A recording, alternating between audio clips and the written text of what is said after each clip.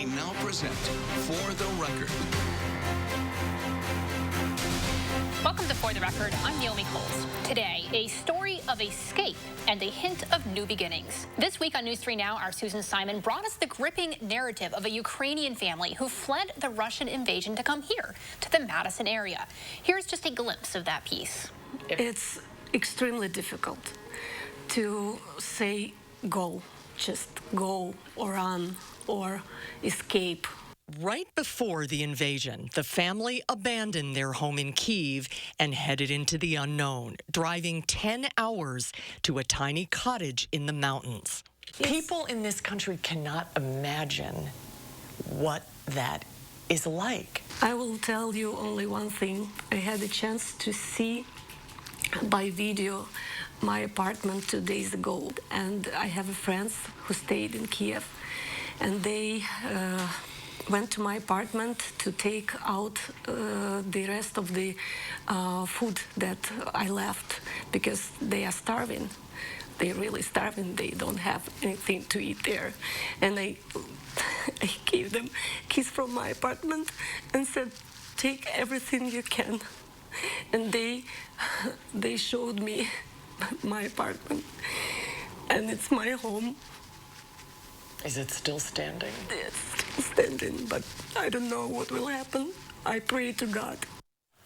Susan Siman now joins me. Susan, talk to me about the connection to the Madison area. What brought them here?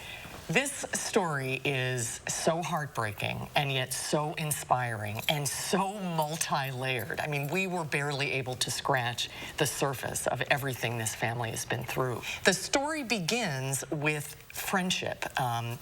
Anne and Jeff Munson, who are Wisconsin natives, traveled to Ukraine in 2004 to adopt children. They went once in 2004 to adopt 2 children, and they returned 6 years later to adopt 2 more.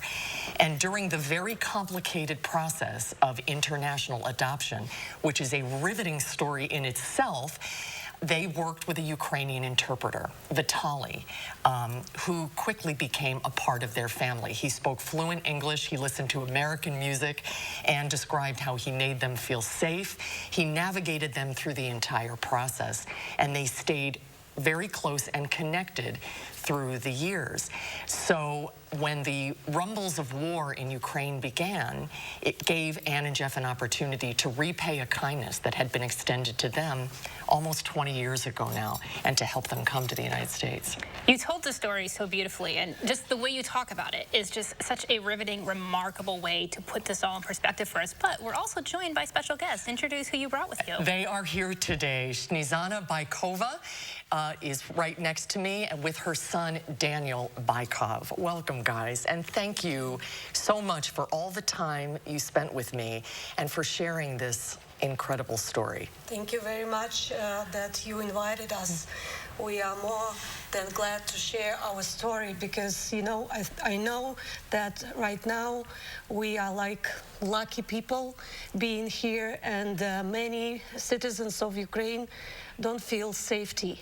That's one part of the story Snezhana expressed so beautifully that we didn't have an opportunity to cover, that how united the Ukrainians are since this has happened. It's a lesson for all of us in this country. And of the many layers of this story, ultimately it's about the power of friendship and the love of country and the triumph of the human spirit.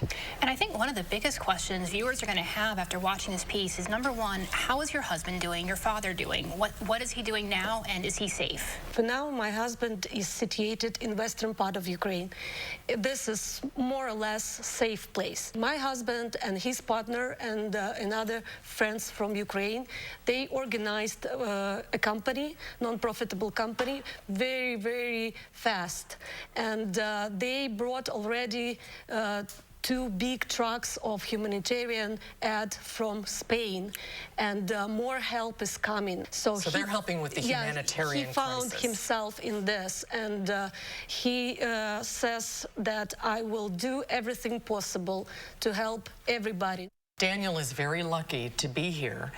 You were right on the edge, Daniel, of being required to stay in Ukraine, but I'm so interested that your life, you're almost an adult, you're an accomplished student and musician, and your life was going in one direction, and then all of a sudden, your world upended, and you found yourself here in the United States. How are you doing?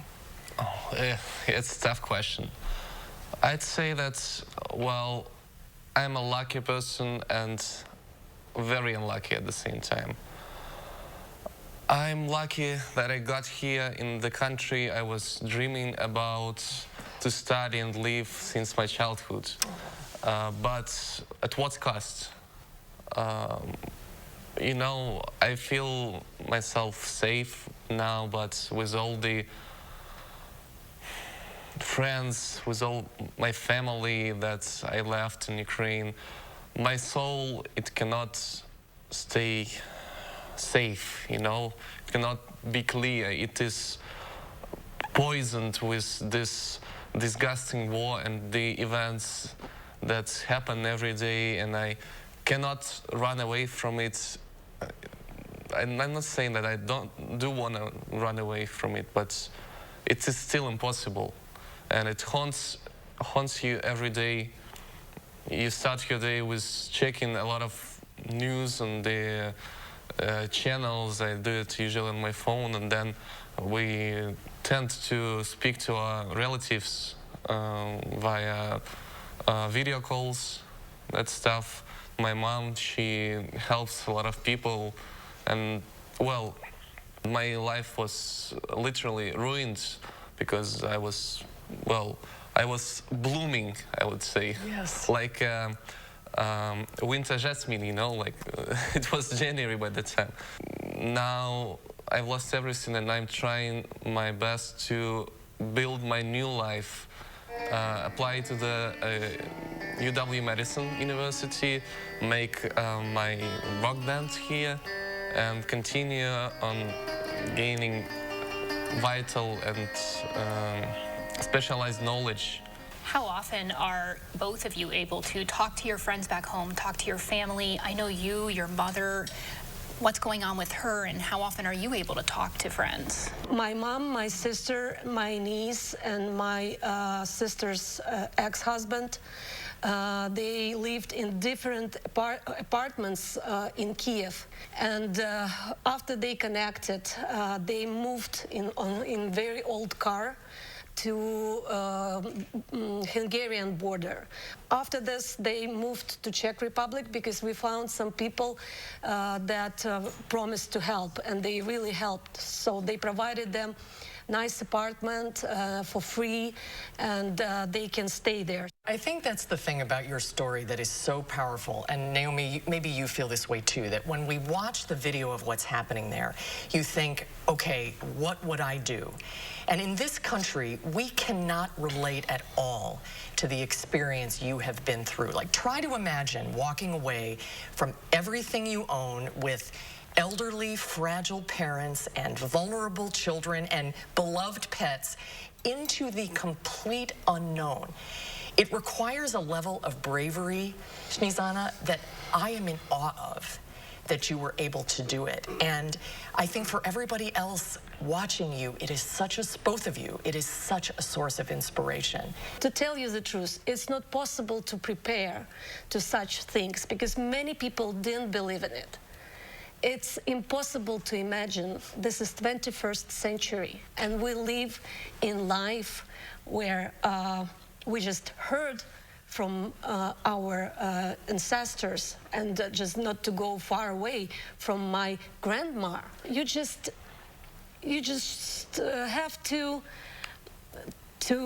understand that if emergency situation will come, somehow something deep inside of you will make you strong.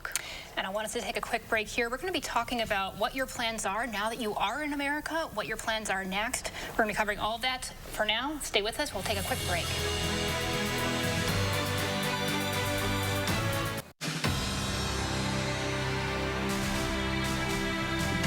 Welcome back to For the Record, and a warm gratitude again to our Ukrainian guests for joining us. Susan Siman helping me out today as well. So as we were just talking about what it was like, what you're leaving behind in Ukraine, and now you're here, now you're in the Madison area. I guess my first question is, how long do you think you'll be able to stay here? How long are you planning to stay?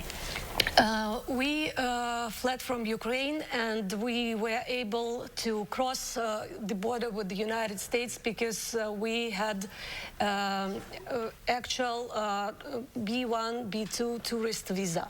So for now, we are trying to wait a little bit to see what will happen in Ukraine. But as far as I understand, the war will not end in days. It's 36th or 37th day right now since the war started. My daughter, she's 9 years old, and we were so lucky that Stone Prayer Elementary School accepted her immediately. We arrived to United States on 6th of March, and she was accepted to the school on 7th.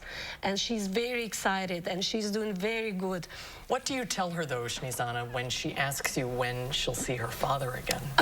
She knows. She knows that it will take time. I tried to be honest with my kids, and I described the situation, real situation, and I said that we have to pray for the day our daddy will have chance to join us, and it really can take time. So I think they understand, because they are now not just 9 and 18, and I am not 45. We are 10 years older, and this is really how I feel about myself and my kids. What would you tell us, what would you tell Americans about what's happening to your home country right now? What would you tell us? So, you know, the day that shells and missiles of Russian artillery bombed the cities, it was right at the morning, 5 a.m. I woke up and I watched, I looked at the window and I saw a rain that can penetrate the deepest bunker and the strongest minds. And the drops of that rain, they get deep into the soul of each Ukrainian, leaving the mark, the imprint of that terrible war in the soul of every victim, of every Ukrainian. What's happening to us is not just physical destruction of our infrastructure, cities. It's destroying us Ukrainians morally. It's, as my mom told us, making us older, making us stronger, but by that time it's traumatizing us. Traumatizing kids, traumatizing adults, elderly people. No one is safe from that terrible war. But our brave warriors and Ukrainians, they are fighting. No one was expecting that Ukraine will hold for more than 3 days. Russia officially stated that they will take over Ukraine, take over Kyiv in 3 days. And now I don't even remember what day of war it is. I don't count it, but they didn't succeed. And our brave warriors, they defend our homeland with everything they have, and that's the only relief to the souls of us Ukrainians.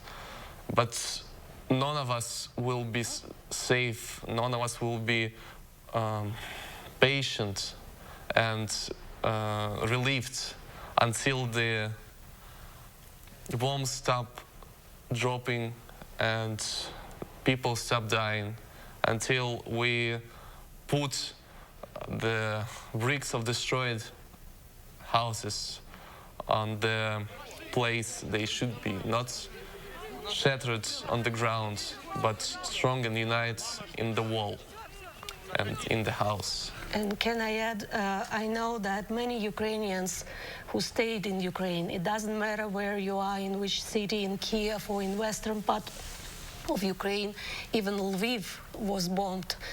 I know that many Ukrainians in social media right now, everywhere they can beg for help, they ask, please, please help us, please close the sky. Please close the sky of Ukraine, because we are in danger.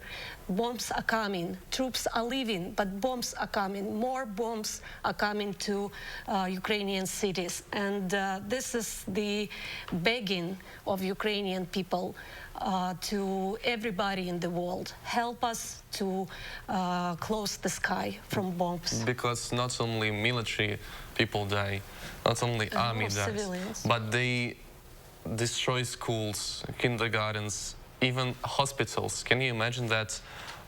Nurseries, hospitals where moms, future moms, were going to give birth to wonderful Ukrainian kids that would, well, build our nation and be the next generation of Ukraine.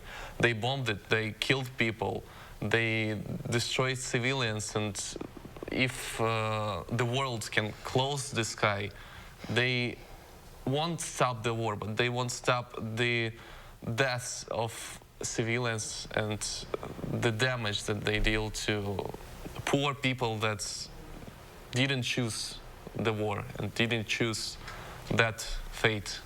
Daniel and Snezana, I can't thank you enough for sharing this message with our viewers, with the Madison area.